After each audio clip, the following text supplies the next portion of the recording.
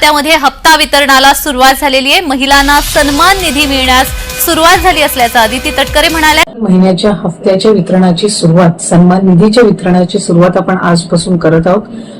पहा, लाडक्या बहिणींसाठी अतिशय आनंदाची बातमी. काल JR आला होता, त्यामुळं लाडक्या बहिणींचा एक मोठा प्रश्न होता की लाडक्या बहिणींना आता 1500 मिळणार का 2100 मिळणार.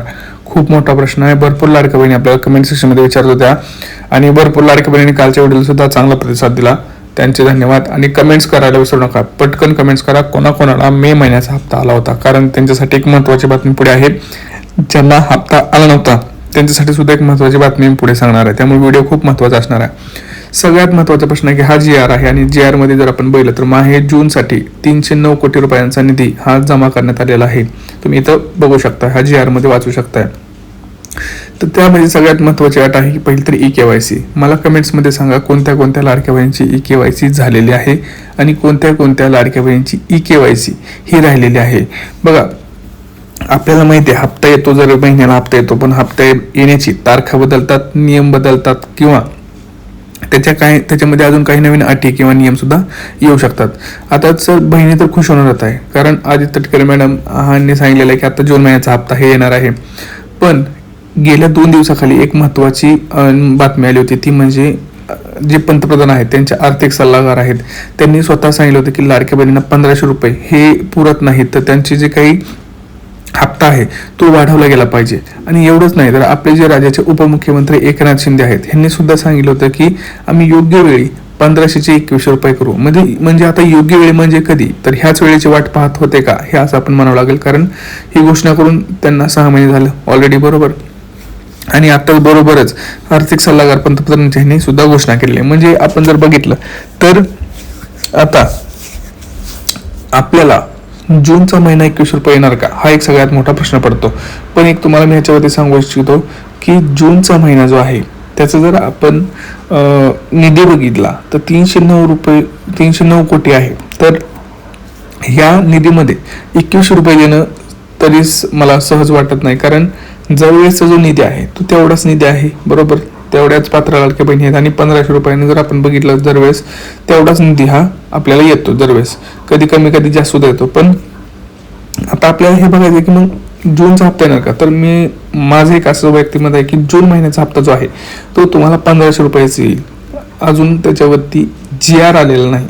ही बातमी आली आहे ही खरी आहे, पण JR आलेलं नाही. त्यामुळं जोपर्यंत सरकार JR काढणार नाही तोपर्यंत तुम्हाला 2100 रुपयाची हमी मी तुम्हाला देऊ शकत नाही, तोपर्यंत तुम्हाला 1500 रुपयेच मिळणार आहेत, हे लक्षात घ्या.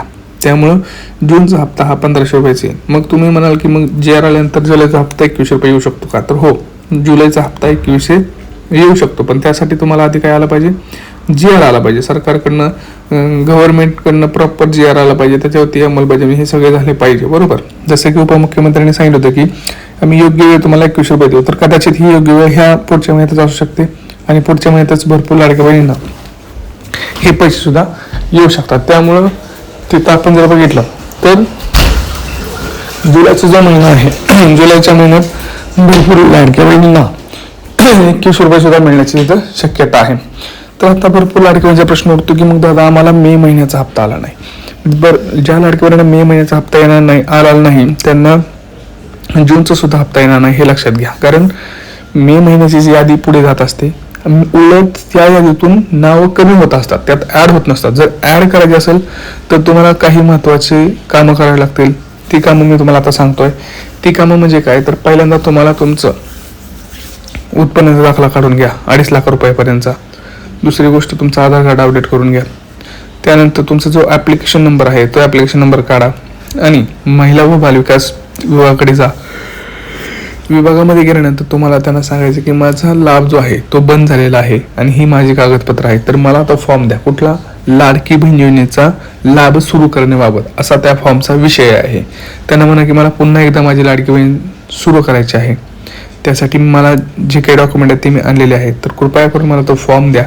मी तो फॉर्म भरायचा आणि तो फॉर्म भरल्यानंतर त्यासोबत तुमचं आधार कार्ड, तुमचं जर उत्पन्न दाखला, तुमची सही असं तिथं जमा करा. त्यानंतर ते काही 7-8 दिवस घेतील, तुम्हाला काही सांगतील की 2 दिवसांनी या, 3 दिवसांनी या, तर ते तुम्ही ट्रॅक करत राहायचंय, कायम ट्रॅक करत राहायचंय, की कारण ते तुमचं काम आहे. त्यांचं काम, त्यांच्याकडे भरपूर लोक येतात, पण तुमचं स्वतःचं काम आहे. त्यामुळे तुम्ही जर 2-3 दिवसाला जाऊन यायचंय की काम झालंय का, काय राहिलंय, काय नाव वाढलंय, कशामुळे झालंय, या सगळ्या गोष्टी करून घ्यायच्यात आणि तुमचं नाव पुन्हा एकदा पात्र लाभार्थी यादीमध्ये टाकायचं आहे. हे काम तुम्हाला करणं गरजेचं आहे. आता भरपूर लाडक्या बहिणीचा प्रश्न असा आहे की मग हप्ता आज येणार का उद्या येणार? तर आज हप्ता येण्याची दाट शक्यता आहे. दाट म्हणजे एकदम दाट, कारण GR आलेला आहे, 2 दिवस आता झालेले आहे जवळपास GR येऊन. तर GR येऊन 2 दिवस झाले आणि आता आज शुक्रवार आहे, आज आहे 10 जुलै. त्यामुळे आज हप्ता येणार 100%, कारण उद्या बँकेला सुट्टी आहे. त्यामुळं आज वितरण होण्याची दाट शक्यता आहे. भरपूर ठिकाणी सकाळी 8 वाजल्यापासूनच तुम्हाला 1500 रुपयांचा हप्ता जमा होण्याची तिथं मेसेज सुद्धा येतील. आणि कमेंट करा, ज्यांना ज्यांना हप्ता लगेच येतो त्यांनी कमेंट्स करा, म्हणजे आपल्या बाकीच्या व्ह्युअर्सला पण कळतं. आणि ज्यांना नाही आला त्यांनी पण कमेंट करा की हप्ता आला नाही, जूनचा हप्ता आला नाही, असंच लिहा. कारण हप्ता आला असं म्हणू नका, जूनचा हप्ता आला नाही असं लिहा. कारण भरपूर लाडक्या बहिणी त्यासाठीच वाट बघत असतात की जूनचा हप्ता आला का, मग तसं तुम्हाला यायचं. आता तुम्हाला कोणत्या जिल्ह्यापासून सुरुवात होणार लक्षात घ्या. ह्यावेळेस जर आपण वळलं तर 2 टप्प्यात वितरण होईल. आज एक होईल आणि उद्या. आज वितरणाला सुरुवात झाली तरी, आज वितरण जर सुरुवात झाली तर उद्या शनिवार जरी असेल, सुट्टी जरी असेल तरी पैसे येणार. पण आज वितरणाला सुरुवात व्हायला पाहिजे, कारण बँकेचे ट्रान्झॅक्शन ऑनलाईन होतात. तुम्हाला बँकेत जायची काही गरज नाही, ते शेड्यूल करू शकतात ते ट्रान्झॅक्शन जे असतात ते. त्यामुळं आज वितरण झालं तर आज आणि उद्यामध्ये 2 दिवसात तुम्हाला हे वितरण होईल. 15-15, 20-20 जिल्ह्यांमध्ये जे काही वाटप आहे ते सरसकट वाटप होणार आहे, हे लक्षात तुम्हाला ठेवायचं आहे. तर आता पटापटा कमेंट्स करा की तुम्हाला आतापर्यंतचे किती हप्ते आलेत, तुमचा जिल्हा कोणता आहे, तुमची KYC झाली आहे का, तुमचे कुठले हप्ते रखडले आहेत का, ह्या सगळ्या गोष्टींची माहिती मला द्या. मी त्याच्यावरती तुम्हाला नक्की पुढचा व्हिडिओ सांगेन. भेटूया पुढच्या व्हिडिओमध्ये. तोपर्यंत जय महाराष्ट्र.